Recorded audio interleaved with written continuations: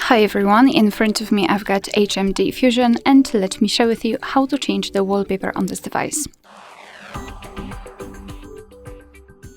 So let's start with opening the settings, and here we have to scroll and find wallpaper and icon. Now let's enter wallpaper and style. And as you can see here, we've got the preview of the lock screen and the home screen right here. Here we've got more wallpapers from which we can choose, so let's tap on it. On device wallpapers, which are pre-installed, and my photos, which is basically your own gallery. So after tapping on it, you have to simply choose the wallpaper which you like. Let me choose maybe this one, and as you can see, it will appear on the full screen, so you can decide whether you like it or not.